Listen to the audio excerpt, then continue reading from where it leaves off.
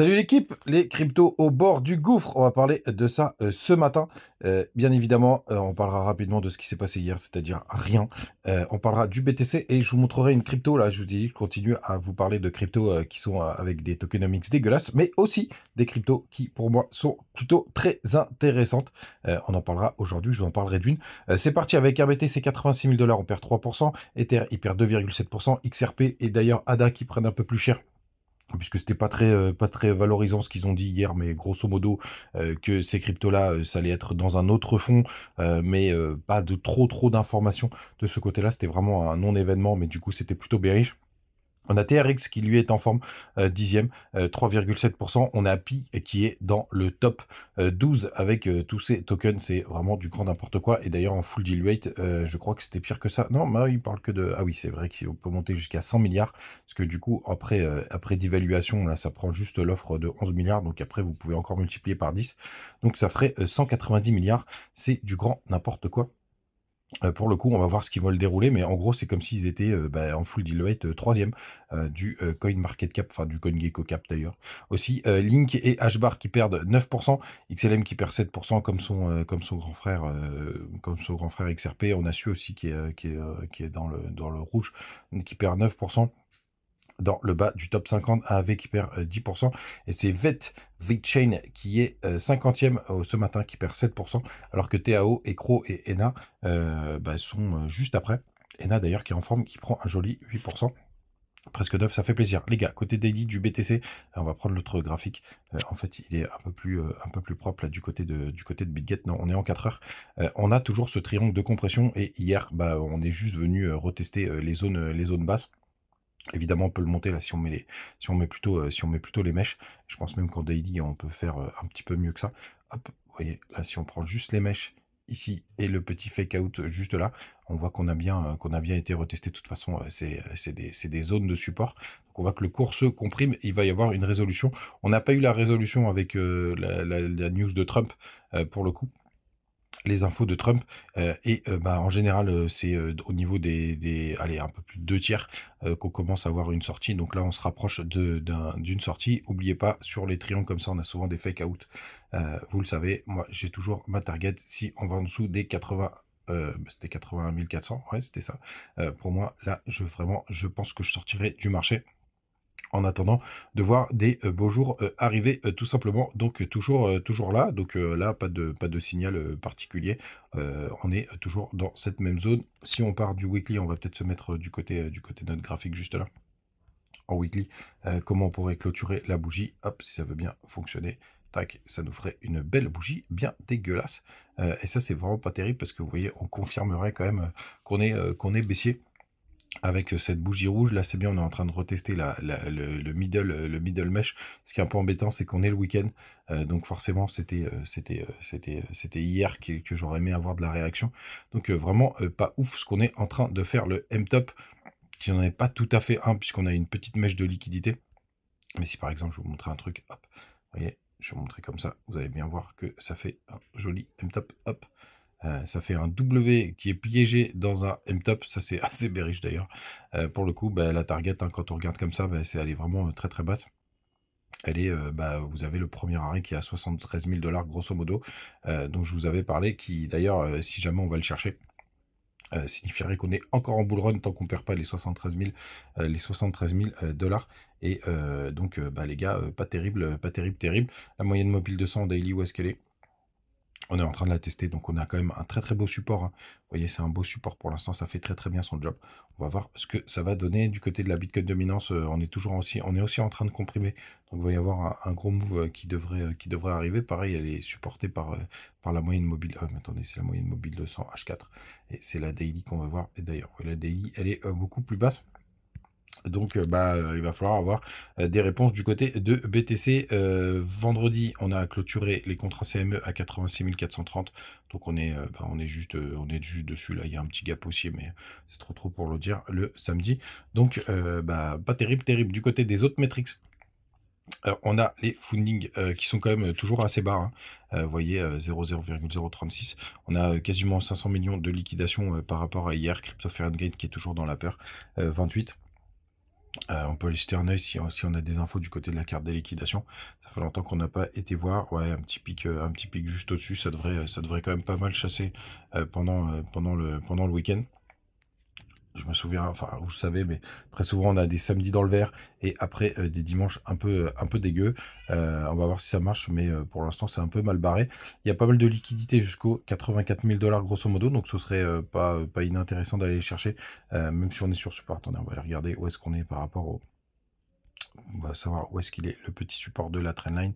Ouais, ils sont toujours alentour des 85 400, mais on pourra aller chercher avec une petite mèche que ça change rien au triangle de compression, même un petit fake out. 81 millions de dollars au-dessus des 87 000, donc ça, à mon avis, on va aller chercher assez rapidement aussi. Parce que c'est ce qui serait le mieux, c'est qu'on aille chercher en bas et qu'on remonte, qu'on fasse un joli sur Swiss, puisque ça commence quand même pas mal à s'accumuler. Vous voyez, au-dessus des 91 000, et ça pourrait nous donner un peu de jus pour pouvoir monter un peu plus fort. Surtout que c'est des ordres qui sont assez récents. Et le plus gros pic issu, il est au-dessus des 95 000, tout simplement. Et ouais, il y a ouais, il y a pas mal de petites choses sous les 84. Hein. Il n'y a pas besoin d'aller plus bas, donc ça c'est plutôt pas mal, les gars. Ça c'est plutôt pas mal, vous voyez là c'est assez vide. Donc on n'a pas besoin de grand chose. Donc le plus sympathique ce serait quand même d'aller aux 84 000 pour aller remonter derrière. En tout cas ce serait le scénario le mieux pour nous les gars. Et n'oubliez pas, vous avez les petits liens du côté de BitGet avec des petits bonus si vous vous inscrivez avec le lien. Et vous avez crypto.com pour la carte. Le fichier est en cours de préparation, les gars. J'essaye vraiment de vous faire au moins 50 tokens. Donc j'avance pour vous faire une analyse qui est quand même plutôt pas mal. Donc il suffit de m'envoyer un mail. J'en ai reçu plein, les gars. Je vous oublie pas. Je vous enverrai bien évidemment tout ce qu'il faut dès que c'est prêt.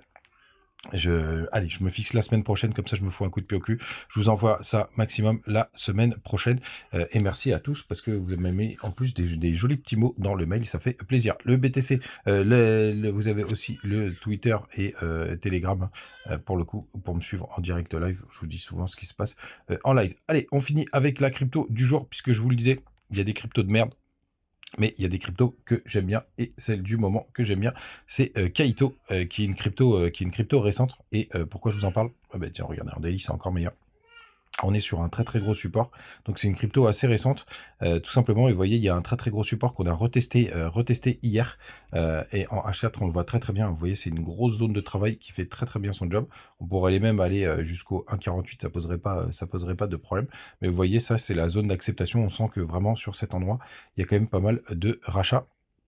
On est sur une crypto qui a une capitalisation boursière de 390 millions sur 1,6 milliard. Donc là, on pourrait se dire que la tokenomics est dégueulasse. Effectivement, il faut aller le vérifier. Alors, on le voit très très bien ici, pour être sûr, puisque 25% des tokens en circulation. Évidemment, c'est une crypto sur laquelle je suis rentré, tout simplement. Mais là, moi, j'aime bien ce qu'elle est en train de faire. Vous voyez, on a eu un joli petit pump, un pullback comme ça, on redescend tranquillement. Et dès qu'on arrive sur la zone de support, ça peut potentiellement repartir. C'est ce que c'est en train de faire. Donc, c'est une crypto qui m'intéresse. On peut aller regarder les infos du côté de CoinGecko, pardon, pour aller voir ce qu'il nous raconte. Hop, crypto assez récente. Et j'aime bien, moi, les cryptos récentes en ce moment. Hop, vous voyez, quand on fait le max, on est vraiment sur des zones vraiment de travail. Donc, il n'y en a que 25%, 24% des tokens qui sont en circulation. C'est une crypto qui est sur Base.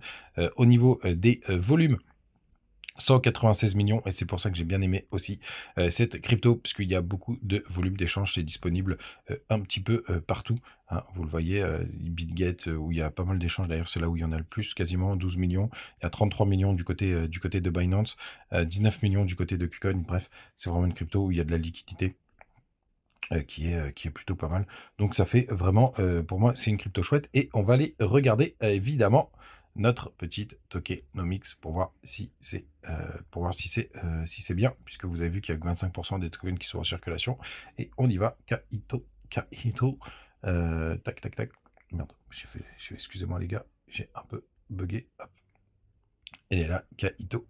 Alors, qu'est-ce qu'elle nous dit? C'est la 6,77, ce qui est quand même une plutôt bonne note. Et regardez, la tokenomics, on est peinard jusqu'en septembre 2025. Et bien évidemment, vous le savez, j'ai vérifié ce côté-là. Donc, il y a très peu d'inflation jusqu'en septembre 2025. Et à partir de septembre, ça commence à envoyer crescendo. Une crypto qui sera pas forcément intéressante à shorter, puisque c'est quand même une tokenomics qui est assez progressive. Et vous voyez, après, c'est 10% plus 10%.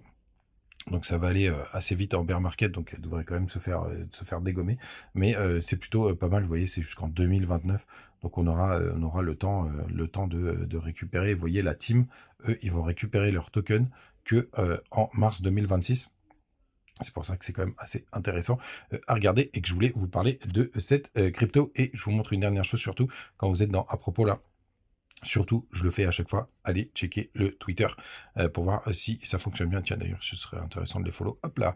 Et vous voyez qu'on a 267 millions de followers. Ça vous donne quelques petites informations aussi sur la crypto. Alors moi, je préfère le lire ici, là, parce que c'est en français que je suis une quiche en anglais. Tout simplement, vous voyez, vous avez toutes les informations sur ce que ça fait Kaito et le token natif et l'élément fondamental du réseau alimenté par l'IA InfoFi, tout simplement. Donc, vous pouvez lire tout ça pour en savoir un peu plus sur le fondamental. Les gars, je continuerai à vous présenter toutes ces petites cryptos, je vous l'ai promis.